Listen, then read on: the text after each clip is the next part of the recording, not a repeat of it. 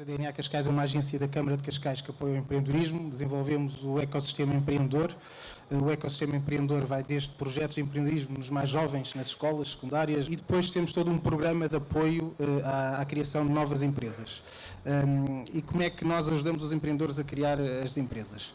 Desenvolvemos uma metodologia que nós chamamos de mitigação de riscos, em que a partir da ideia do empreendedor ajudamos-o a construir um plano de negócios, ajudamos-o na mitigação de riscos, e aqui quando estamos a falar, já falámos aqui muito de riscos, no caso das startups, geralmente identificam-se 5 ou 6 tipologias básicas de risco: o risco de mercado, o risco operacional, o risco de equipa, o risco tecnológico, o risco legal e o risco financeiro.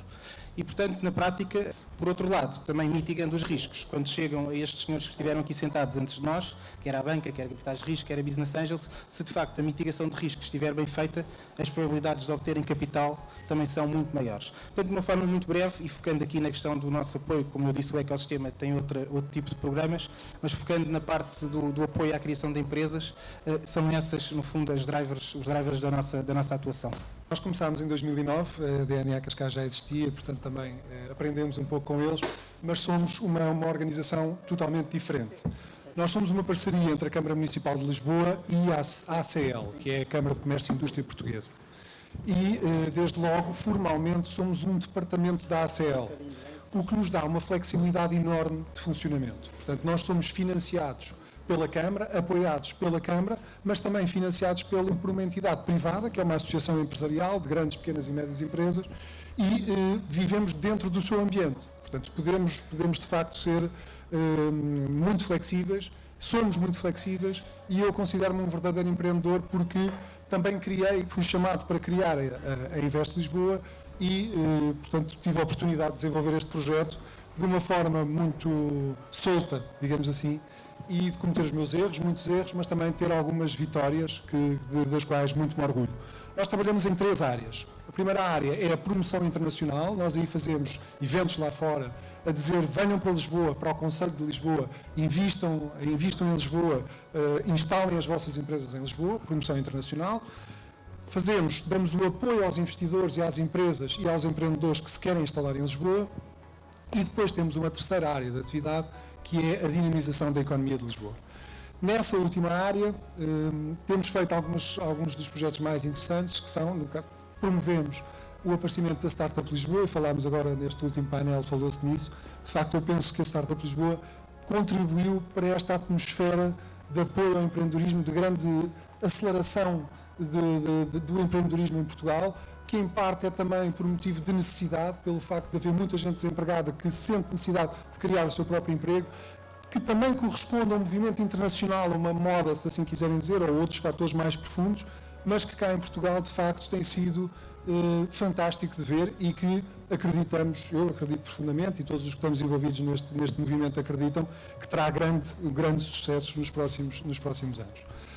Mais recentemente, promovemos também uma outra iniciativa, que foi a dinamização do Hospital do Desterro, a reutilização do Hospital do Desterro. Trata-se de criar uma nova LX Factory num equipamento de 12 mil metros quadrados que estava fechado há mais de 6 anos, e que o fizemos através de parcerias, também no caso da startup, uma grande parceria, Câmara Municipal de Lisboa, Montepio Geral e APMEI, e muitos outros parceiros da iniciativa privada que estão dentro desse projeto. O nosso papel é dinamizar os projetos e depois recuar, porque não temos capacidade de forma nenhuma, nem experiência, nem capacidade intelectual até para desenvolver os projetos. Mas temos este papel de aceleração e temos de facto tido alguns resultados com isso.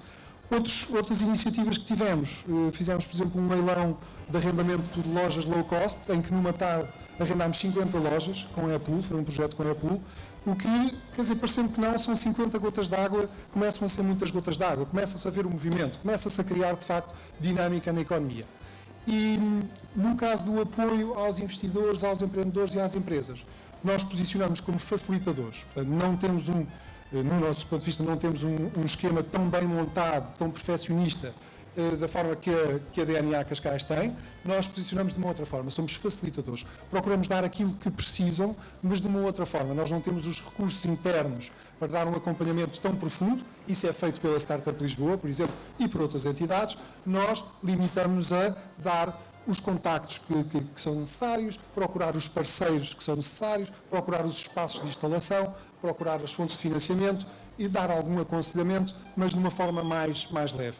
E estamos cada vez mais a afastar do apoio ao empreendedorismo, porque agora essa parte já é coberta por outras entidades, nomeadamente pela Startup Lisboa, e a focar-nos no apoio aos investidores e às empresas.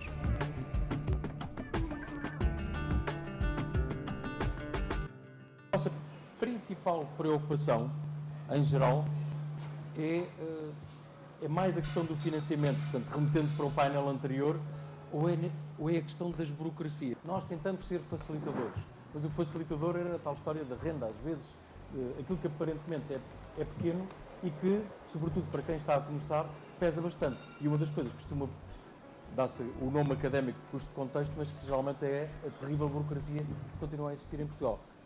Estou errado ou não? Eu represento a Medbon, é uma empresa de fabrico de dispositivos médicos. A nossa área é regeneração óssea, portanto, nós desenvolvemos e fabricamos desde 2008 produtos para a regeneração óssea. Portanto, é uma área muito específica, é uma área com imensa burocracia, principalmente a nível da exportação. Digamos que o nosso produto é um osso sintético para ser tratado em defeitos ósseos. Se um paciente tiver qualquer tipo de defeitos ou fratura óssea, o nosso produto serve para reconstruir essa falha óssea. Portanto, é um produto 100% sintético, é uma alternativa ao existente, que é o osso natural, tanto doador ou humana ou animal. Portanto, tem uma grande oportunidade de negócio neste momento em Portugal. Tem imensas vantagens. Relativamente às dificuldades ou aquilo que nós sentimos, em termos de financiamento, não tem sido tanto a nossa preocupação é mais o crescimento e a faturação, mas sem dúvida os nossos problemas principais é a burocracia, tanto a nível nacional como a nível internacional. Tudo o que nós fabricamos tem que ser aprovado tanto em Portugal como no estrangeiro, e em cada país que nós entramos os produtos têm que ser todos aprovados primeiro para que conseguimos entrar nos mercados. Neste momento temos a União Europeia toda, temos vários países da Ásia já aprovados e entrar. Estamos neste momento a exportar para mais do que 30 países e estamos neste momento em processo de FDA para entrarmos nos Estados Unidos. Portanto, é um processo de internacionalização, de crescimento, forte crescimento, mas sempre com o problema da burocracia, mais problema da burocracia do que, digamos, do financiamento, talvez.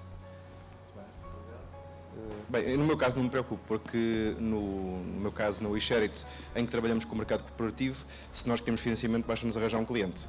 E por aí, não sei, em algumas startups claramente o problema é financiamento, e nós já passamos por isso. Nós iniciámos a nossa atividade como uma plataforma de business to consumer, mas quando nos vimos à rasca para pagar salários, a escolha foi óbvia, não foi à procura, gastar 6 meses à procura de financiamento, foi buscar um cliente pago. Quanto a Portugal, preocupa-me, por exemplo, se eu quiser pagar um salário de 2.500 euros líquidos, que não é absurdo, eu ter um custo altíssimo com isso, com os impostos todos que tenho. Se nós formos aos Estados Unidos, e o WeShareIt esteve lá agora há uns meses, um developer que se preze ganha 120, 130 capas ao ano, mas leva quase bastante parte desse valor para casa. Aqui em Portugal fica muito complicado, com os custos de contexto, nos termos de recursos humanos, conseguir captar talento com o dinheiro que nós queremos. Ou seja, nós queremos pagar um salário, nós temos de colocar um overhead absurdo por cima desse salário. Por isso para mim é uma preocupação. Nós desenvolvemos, como o nome indica, equipamentos para investigação criminal. Foi esse o foco inicial da empresa. Recebemos o primeiro round de financiamento em janeiro deste ano, 150 mil euros. Entretanto, passados 6 meses, faturamos 100 mil. Estamos neste momento à procura do segundo round. O primeiro round foi basicamente para finalizar os produtos, passarem a ser produtos e não protótipos, e neste momento procuramos financiamento para entrar no mercado global, porque principalmente investigação criminal em Portugal não é relevante, obviamente nunca iria funcionar, não é? Mais na televisão. Sim. Em termos da pergunta, o que nos preocupa mais, eu acho que o nosso foco, mesmo desde o início do projeto, quando não existia financiamento e etc., sempre foi desenvolver o produto e fazer aquilo que nós achávamos que nos ia trazer retorno. Implicasse isso viver em casa dos pais, ter o escritório em nossa casa, pedir ferramentas emprestadas, fosse o que fosse, o nosso foco foi sempre o produto. Mesmo as próprias burocracias podem ser vistas de uma maneira negativa ou positiva. Nós vemos como uma parte do processo. No nosso mercado as burocracias são gigantescas. Eu não posso ir bater à porta da CIA e eles marcam uma reunião. As nossas burocracias são muito difíceis de ultrapassar. Por outro lado, depois de ultrapassadas, estamos lá dentro e elas protegem-nos dos competidores que querem entrar. Portanto, é tudo uma questão de ponto de vista. Julgo que é só isso. O Eagle Out é uma agenda de eventos que funciona em qualquer parte do mundo, ao contrário de uma agenda de eventos tipo uma Time Out, que vive de editores e jornalistas em qualquer parte do mundo, que sempre querem ir para uma nova cidade, precisam contratar novos jornalistas e têm com isso um custo. O Eagle Out descobre o que é que está a acontecer em cada cidade, baseado no que está acontecendo realmente com as pessoas, através da nossa agregar do que é que está acontecendo e o que é que está pulsando nas redes sociais. No fundo, descobrimos quais são os eventos que as pessoas estão a ir no Facebook, o que é que se está a dizer no Twitter, onde é que se está a fazer check-in no Foursquare, as fotografias que são a ser tiradas no Instagram, e conseguimos com isso criar guias de cidades em qualquer parte do mundo e ainda mais recomendá-las especificamente para cada pessoa, baseado no seu grupo específico de amigos e interesses. Feito o resumo e agora respondendo às perguntas, eu julgo que já foram também respondidas um pouco, acho que, e também pela minha experiência, temos tido também outra startup no passado que conseguimos vender. Eu acho que no início temos mais problemas burocráticos. No início de uma startup estamos mais focados na burocracia e infelizmente com isso já há hoje em dia polos tecnológicos como a UPTEC no Porto, a Startup Lisboa aqui em baixo, a NET, e essas entidades incubadoras apoiam muito em todos esses processos, em descobrir mentores, em descobrir quem são os potenciais clientes, quem são advogados, quem são... Esse apoio acho que está muito bem conseguido. Eu julgo que é depois, pensamos, mas é em cima de tudo em poupar, em arranjar as nossas próprias ferramentas, como estava aqui a nós ainda a dizer, trabalhar no escritório, receber mal, mas fazer o produto acontecer, e depois, como dizia o João, fazer mas é vender. Ou seja, temos este DNN muito português. Eu acho que os primeiros mentores que eu ouvia falar diziam bem, como a nossa maior fonte de investimento são os nossos clientes, e desde o princípio estamos muito habituados como portugueses a ir diretamente ao cliente e não temos a postura de criar startups tecnológicas muito americana em que se vai diretamente ao investidor no início. Temos os pés assentos na terra em fazer primeiro fazer dinheiro e fazer primeiro vendê-lo a clientes. Mas é nesse momento, quando vamos dar o segundo passo, quando precisamos destes primeiros 150k, dos primeiros 300k, realmente para depois irmos para rounds mais interessantes, que claramente, como foi dito aqui anteriormente, há por um lado uma falta para o empreendedor, há falta de conhecimento do empreendedor. Não nascemos com essas aprendizagens, não somos americanos que aprendemos já desde o secundário com estes conhecimentos. É uma aprendizagem. Eu posso confessar que fui, juntamente aqui com o Pedro, fomos ao Startup Chile há 2 anos atrás, mas somos poucos casos raros de portugueses que emigraram, foram lá para fora ver como é que outros empreendedores funcionam, ver como é que outras startups funcionam, ter essa aprendizagem. Nós temos a sorte de ir para uma aceleradora no Brasil e com isso conhecemos outras empresas, saber quem está dentro de uma aceleradora. São aprendizagens que não há muito, que não chegaram ainda a Portugal. Temos poucos mentores, temos poucos casos, temos poucas pessoas que eu possa procurar. Não temos um Steve Jobs aqui em Portugal, não temos ninguém que eu possa procurar e dizer pá, como é que tu fizeste? Como é que tu criaste a tal rede social de 10 bilhões? Não temos esses casos cá, próximos, e por vezes esses casos, quem tem acesso a eles são os VCs, que já há VCs em Portugal a apostarem em empresas internacionais que tiveram sucesso, e esta é, se calhar, neste momento histórico, o passo que falta para o nosso ecossistema funcionar, e se calhar esse passo está se calhar naquele... É quase o momento certo para ele acontecer, e esperemos todos que se mantenha rapidamente o que se tem acontecido e rapidamente passamos para essa nova fase. Em primeiro lugar, a Belmont Electronics é uma empresa de eficiência energética. Nós desenvolvemos uma solução inovadora que consiste em controlar pela cloud, pela internet, todos os consumos de água, gás, eletricidade, temperatura e qualidade do ar. A função principal é monitorizar o que é que estamos a gastar, onde estamos a gastar, e conseguimos reduzir até 25% da energia consumida. Ora bem, relativamente a financiamento, eu vou dizer uma palavra um pouco feia. Nós fizemos isto tudo com o pelo do cão. O que é que isto quer dizer, o pelo do cão? Uma expressão muito portuguesa. Nós montamos a empresa com 54 mil euros de capital social, saiu tudo do bolso dos sócios. Okay? Portanto, não fomos à banca, fomos ao milheiro, despejamos o milheiro e montámos, com esse dinheiro, investimos tudo no produto, na solução, e fomos à procura de clientes. Tal como o Frederico disse, nós tivemos também admitidos no Startup Chile e fomos ao Chile, tivemos lá 7 meses, só que vimos que era um mercado mais, como é que eu ia dizer, mais financeiramente mais saudável e com maior crescimento que o mercado português.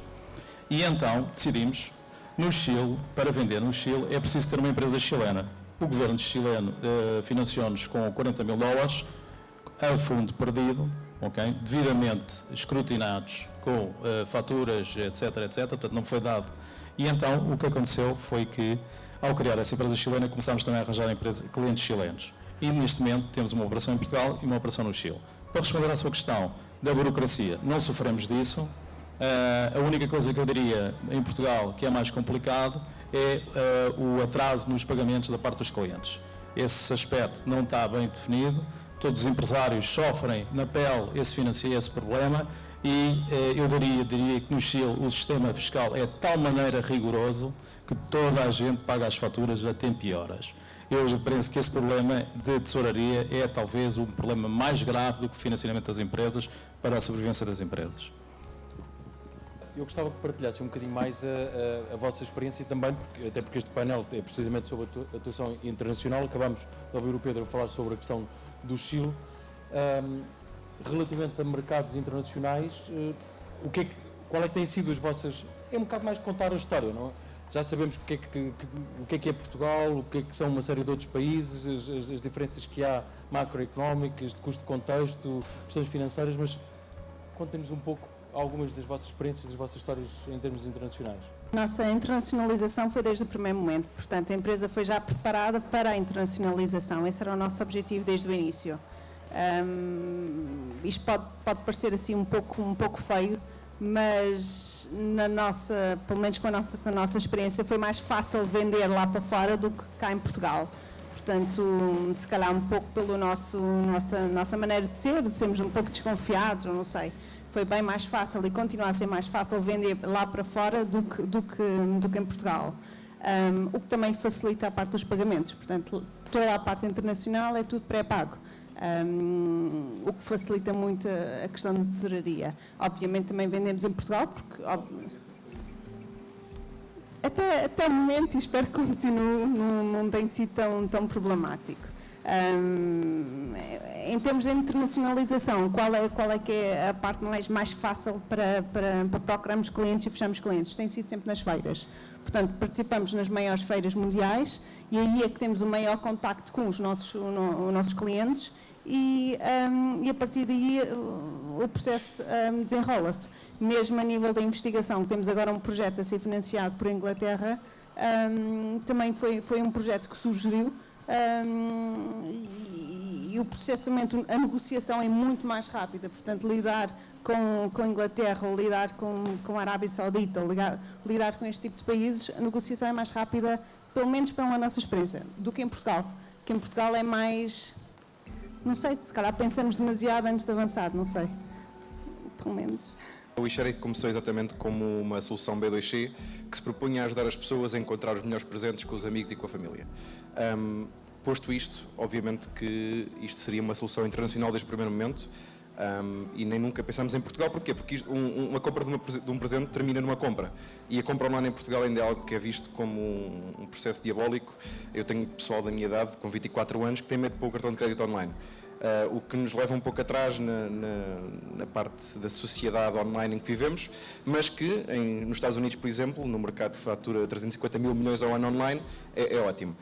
E daí, na nossa solução Business to Consumer, nós conseguimos crescer até às dezenas de milhares de utilizadores em mais de 70 países, sempre na perspectiva de somos uma solução internacional, somos country agnostic, isto é para todos, está aqui uma solução global.